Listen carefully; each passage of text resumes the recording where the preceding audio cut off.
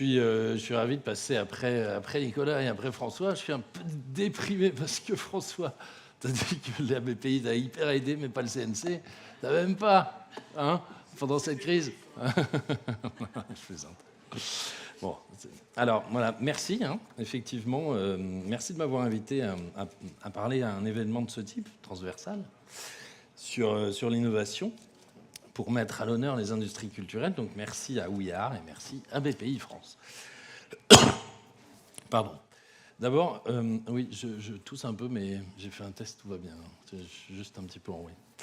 Cette transversalité, c'est au cœur même de ce qu'on est, nous, au CNC.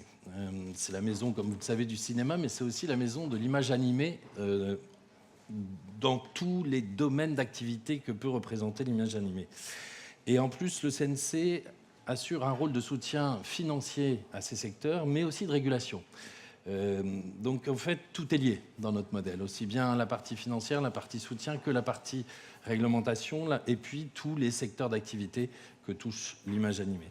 On voit bien d'ailleurs en ce moment que les enjeux du cinéma et de l'audiovisuel au sens large sont de nature transverse, par la mondialisation, par l'évolution des technologies, qui brouille les frontières entre le cinéma et l'audiovisuel, n'en déplaise à certains, mais aussi entre les genres, entre les écritures et entre les différentes filières de l'image.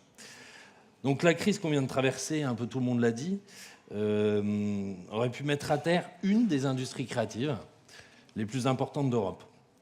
Et ça nous a demandé aussi de travailler de manière transversale, en multipliant, nous, le CNC, les échanges avec les pouvoirs publics, avec les acteurs privés, et aussi bien professionnels que financiers, banques du secteur, assureurs, mutualistes et tout ça. Résultat, on a réussi à sauver le premier pays producteur et coproducteur de films et de séries en Europe, le premier parc de salles d'Europe avec plus de 2000 cinémas, 6000 écrans, plein de studios et d'entreprises reconnues dans le monde pour leur savoir-faire aussi bien dans les VFX, l'animation, le jeu vidéo, des écoles parmi les meilleures au monde comme les Gobelins, Rubika, la Fémis. Au total, c'est une filière, l'audiovisuel au sens large, qui représente près de 250 000 emplois et près de 1% du produit intérieur brut français. Alors on le voit aussi dans d'autres industries culturelles, hein, pour lesquelles la régulation crée les conditions d'une vitalité à la fois culturelle et industrielle. C'est le cas dans la musique, avec entre autres les quotas de diffusion, vous en avez déjà parlé, je crois. C'est le cas dans le livre, avec le prix unique du livre. Et donc, ce que je voulais, là, ce soir, c'est aborder avec vous quelques éléments. D'abord, vous venez de le dire à nouveau tout à l'heure, la crise n'a fait qu'accélérer des enjeux qui étaient déjà là, bel et bien présents auparavant. Cette année, notre modèle, le modèle du CNC, a 75 ans. Et la pandémie a accéléré toutes les mutations du secteur qui étaient à l'œuvre auparavant, c'est-à-dire les usages, la place des plateformes, la course à la production d'œuvres audiovisuelles, et aussi, malheureusement, le vieillissement du public dans nos salles ou devant nos œuvres, même ailleurs, nos œuvres à nous françaises, ailleurs qu'en salle. Donc la question était comment renforcer notre indépendance tout en renforçant notre compétitivité à la fois culturelle et économique. C'est vrai que tous les pays n'ont pas eu cette chance d'avoir auprès de leur État un soutien aussi exceptionnel que ce qu'on a pu avoir en France. Et même nos voisins européens. Il faut savoir qu'en plus des dispositifs transversaux de l'État, l'État a injecté 450 millions d'euros supplémentaires dans le secteur du cinéma, de l'audiovisuel, de l'image animée au sens large. Au début, le nerf de la guerre, c'était de sauver l'activité des tournages pour que la filière ne s'effondre pas. Ça, c'était en avril 2020. Et donc, en mars, c'est vrai que plus de 500 tournages étaient arrêtés et on les a tous fait repartir dès le mois de mai en créant un fonds assurantiel public doté de 50 millions d'euros d'argent public qu'on a complété d'un fonds privé de 50 millions aussi. Tous les tournages sont repartis, on ne s'est pas arrêté depuis le mois de mai 2020. Aucun pays n'a fait ça jusqu'à présent. Ça, c'était effectivement... Merci. Et on en est effectivement plutôt assez fiers.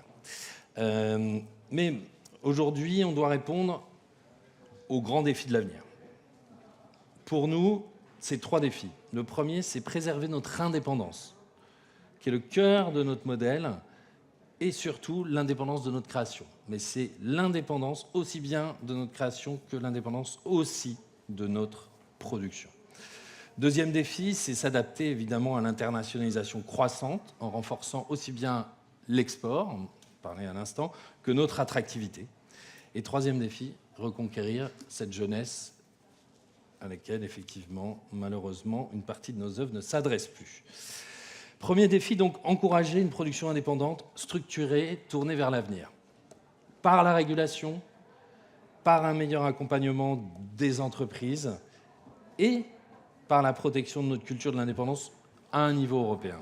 Par la régulation, je ne vais pas revenir sur le décret SMAT dont je pense que vous connaissez un peu les contours. C'est le décret sur lequel on a travaillé, qui est paru depuis début juillet, qui oblige les plateformes, Netflix, Amazon, Disney et toutes les autres à financer une partie de la production française à un pourcentage de leur chiffre d'affaires obligatoire, comme ce que font d'ailleurs toutes les chaînes de télé en France, de l'ordre de 20% du chiffre d'affaires à investir dans la production française, européenne, avec le système de production de producteurs indépendants. Donc ils rentrent dans nos règles du jeu. Par la régulation, c'est aussi par la protection des droits d'auteur dans leurs contrats signés avec l'ensemble des différents diffuseurs, quels qu'ils soient ou producteurs, et donc avec les plateformes d'aujourd'hui. C'est aussi la réforme de la chronologie des médias pour répondre davantage aux usages actuels de la réalité de l'économie d'un film, mais aussi de la réalité de la consommation d'un film.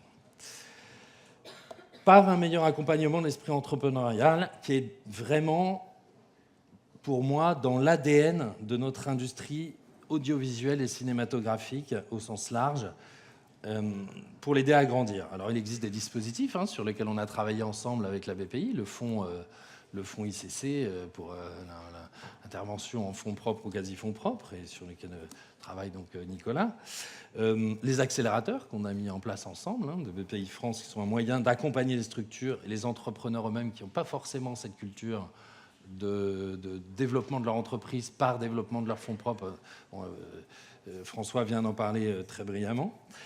Et évidemment, le développement des financements privés, qui est un de mes dadas et sur lequel j'ai pas mal travaillé et sur lequel on travaille beaucoup au CNC aujourd'hui pour notamment en améliorant tout ce qui a trait à la transparence du secteur, notamment à la transparence du financement et à la transparence des remontées de recettes. Voilà. Troisième type de réponse à ce défi, c'est la protection de notre culture, de l'indépendance au niveau européen. Vous savez qu'à partir du 1er janvier prochain, pendant 6 mois, la France va être présidente de l'Union européenne et on a quelques sujets à pousser sur cette problématique-là. Indépendance au niveau des entreprises, indépendance au niveau des œuvres. Au niveau des entreprises, il n'existe aucun outil juridique aujourd'hui pour se prémunir contre le risque de rachat d'entreprises européennes dans le domaine de la culture, au sens large, par des entreprises ou des fonds extra-européens. Donc c'est un vrai sujet de réflexion que cette réforme de souveraineté de l'Europe de la culture. Ça ne veut pas dire, il faut faire attention aussi à ne pas exclure la possibilité d'investissement de fonds extra-européens dans notre système.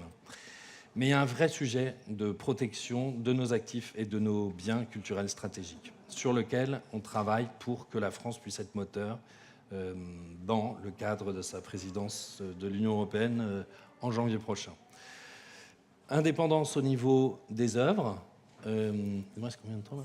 Ah, c'est fini déjà ? Ah bah alors, 2 minutes. 2 minutes. Je finis ? Allez. Indépendance au niveau... j'ai pas fait 8 minutes quand même déjà ? Si ? Merde. Indépendance au niveau des œuvres. Bon, parce qu'il y a un problème aussi sur la définition de l'œuvre européenne et l'inclusion du maintien de l'IP dans la définition d'une œuvre européenne. Que l'IP soit maintenu par les producteurs européens. Bon, voilà, je ne vais pas aller plus loin sur ça, sur l'Europe. Ce dont je voulais vous parler aussi, c'est la structuration industrielle de notre filière et les aider à être plus innovantes et plus attractives. Et notamment, pour changer d'échelle, être plus compétitif, il faut qu'on structure notre appareil de production. C'est tout l'enjeu là, du plan du président de la République sur France 2030, notamment avec un grand plan d'investissement et d'innovation sur notre appareil de production, avec un investissement de l'État de 600 millions d'euros, 400 millions d'euros pour des studios, 200 millions d'euros pour la formation, 200 millions d'euros pour la réalité immersive, audiovisuel bien sûr, mais aussi spectacle vivant et patrimoine. Il faut qu'on fasse, alors c'est de l'investissement public, mais qui a dans l'idée d'avoir un effet de levier de l'ordre de 4 à 5 avec de l'investissement privé, pour qu'on fasse en France réellement la plus grosse fabrique de l'image d'Europe et potentiellement même du monde. C'est notre ambition dans les 5 ans à venir. On sait qu'on peut le faire. Il faut qu'on puisse être à la fois une grande terre de tournage, préserver cette indépendance de création. C'est notre rôle historique. Et voilà, c'est ce que je voulais vous dire. On a besoin de vous tous pour faire rayonner cette French Touch dans le monde entier à travers l'ensemble de ces challenges. Désolé, j'avais plein d'autres choses à vous dire, mais c'est un peu court. Merci.